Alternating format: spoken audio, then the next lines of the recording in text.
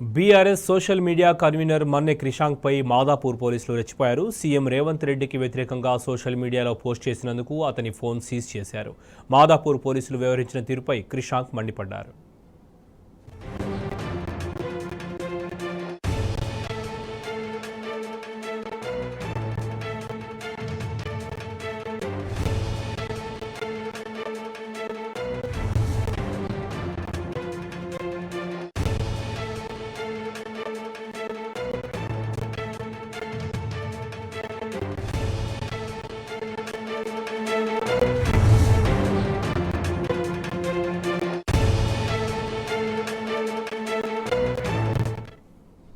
BRS social media convener Manne క్రిషాంక్పై మాదాపూర్ పోలీసులు రెచ్చిపోయారు. సీఎం రేవంత్ రెడ్డికి వ్యతిరేకంగా సోషల్ మీడియాలో పోస్ట్ చేసినందుకు అతని ఫోన్ సీజ్ చేశారు.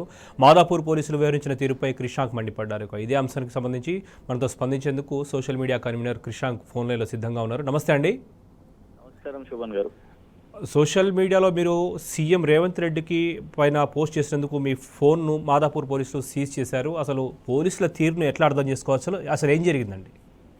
శోభన్ గారు, గత కొన్ని రోజుల నుంచి మేము సోషల్ మీడియాలో యాక్టివ్ గా రేవంత్ రెడ్డి గారి పాలన, వారి హామీలకు ఏదైతే విస్మరించారో దాని మీద రెగ్యులర్ గా కూడా పోస్టులు చేస్తున్నాం.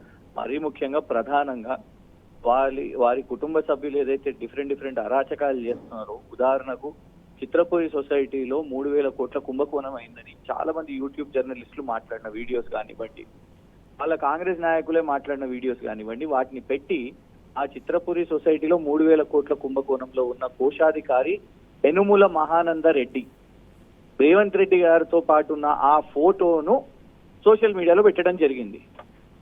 దానికి మాదాపూర్ పోలీస్ స్టేషన్ లో టిపిసిసి వర్కింగ్ ప్రెసిడెంట్, సాక్షాత్తు కాంగ్రెస్ పార్టీ వర్కింగ్ ప్రెసిడెంట్ అయిన మహేష్ గౌడ్, తను ఎమ్మెల్సీ కూడా, తన ఫిర్యాదు మేరకు మాదాపూర్ పోలీస్ స్టేషన్ పోలీస్ కి వాళ్ళు సిఆర్పిసి నోటీస్ ఇవ్వడానికి అని పిలుచుకొని, ఏ మొబైల్ ఫోన్ నుంచి మీరు అది ట్వీట్ చేసిండ్రో ఆ మొబైల్ ఫోన్ ని మేము సీజ్ చేస్తున్నాము అని చెప్పి, ప్రధానంగా ఇవాళ కుట్ర ఏంటిది అని అంటే, ఈ ఫోన్ లో ఎంతో మంది కీలక నాయకుల, బీఆర్ఎస్ నాయకుల యొక్క డేటా కానివ్వండి, కాంటాక్ట్స్ కానివ్వండి, మేము చేసిన రీసెర్చ్ కానివ్వండి, సోషల్ మీడియాకు సంబంధించిన ఏదైతే కాంగ్రెస్ పార్టీ మీద మేము పెట్టిన పోస్టులు కానివ్వండి, మరియు వాళ్ళు చేసిన దుష్ప్రచారాలను ఎత్తి తిప్పడానికి మేము పెట్టిన వీడియోస్ కానివ్వండి, అవన్నిటినీ సేకరించడానికే ఈ మొబైల్ ఫోన్ ని తీసుకోవడం జరిగింది అని మాకు అర్థమవుతున్నది. ఎందుకంటే ఇది చాలా విచిత్రం ఉన్నది. 41 సిఆర్పిసి నోటీస్ మాత్రమే ఇవ్వాలి, మేము దానికి కోఆపరేట్ చేస్తున్నాం. వాళ్ళు రమ్మనగానే కూడా పోలీస్ స్టేషన్ కి వచ్చినాం,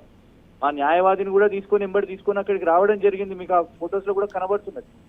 కోర్టుకి అప్పచెప్పాలి, మేము కోర్టుకు కూడా వెళ్ళడానికి సిద్ధంగా ఉన్నాం. కానీ మొబైల్ ఫోన్ ఎందుకు అవసరం వచ్చింది అంటే, ఇందులో ఏం మెసేజ్లు ఉన్నాయి, ఎవరెవరు ఫోన్ నంబర్లు ఉన్నాయి, ఏం వాట్సాప్ గ్రూపులు ఉన్నాయి, ఏం వీడియోస్ ఉన్నాయి, ఏం ఫొటోస్ ఉన్నాయి, ఏం రీసెర్చ్ మెటీరియల్ ఉంది అని ఇవాళ అదంతా కూడా తీసుకోవడానికే ఇవాళ ఈ కుట్రపూరితంగా మొబైల్ ఫోన్ తీసుకున్నారు కావచ్చు అని పూర్తిగా అనిపిస్తున్నది. సో ఇదెక్కడి ఇంద్రమ్మ పాలన, ఇదెక్కడ ప్రజాపాలన? మస్తు మాటలు చెప్పిండ్రు, కానీ ఇట్లా మొబైల్ ఫోన్లు గత ప్రభుత్వంలో, కేసీఆర్ గారి ప్రభుత్వంలో ఎవరికి ఇట్లా మొబైల్ ఫోన్లు సీజ్లు కాలేదు కదా. సోషల్ మీడియాలో పెడితేనే ఇంత బెదిరిపోయే రేవంత్ రెడ్డి, ఇదా మీరు చెప్తున్న ప్రజాపాలన, ఇదా మీరు చెప్తున్న ప్రజాస్వామ్యం? Where is the freedom of speech and expression? ఒక సోషల్ మీడియా పోస్ట్ కే మీరు భయపడిపోయి కేసులు వేసి మొబైల్ ఫోన్లు తీసుకుంటే ఖచ్చితంగా దీని మీద న్యాయ పోరాటం చేయడానికి మేము సిద్ధంగా ఉన్నాం.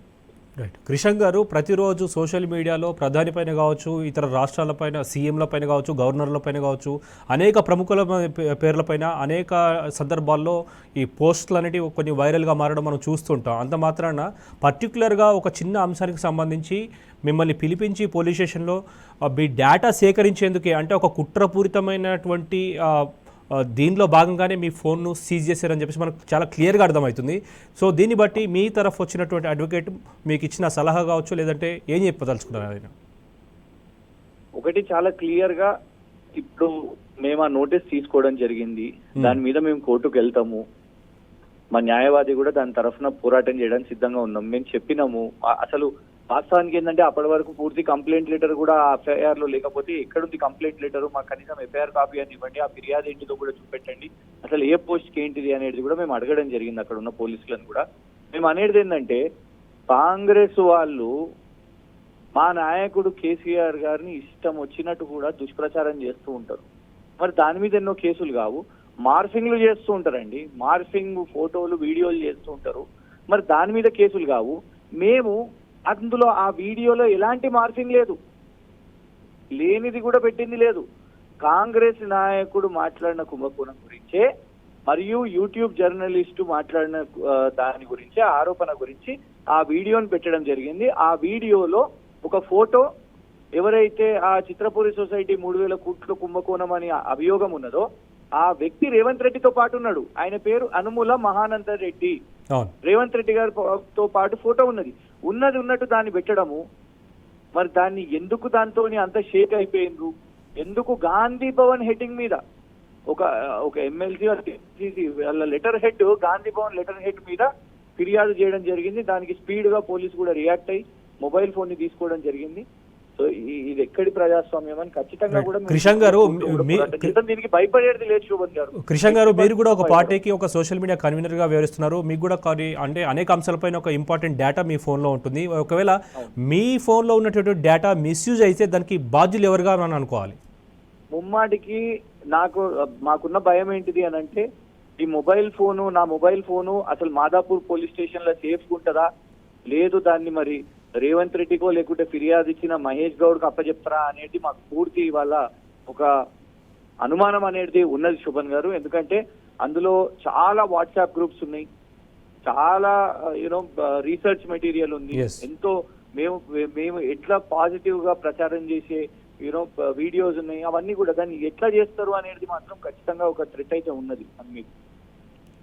ఎన్నో బీఆర్ఎస్ సంబంధించిన వాట్సాప్స్ గ్రామ స్థాయి గ్రూప్స్ కూడా అందులో ఉన్నాయి, వాళ్ళ ఫోన్ నంబర్స్ అందులో ఉన్నాయి, ఆ డేటా అదంతా ఉంది అందులో. రైట్, థ్యాంక్ యూ అండి.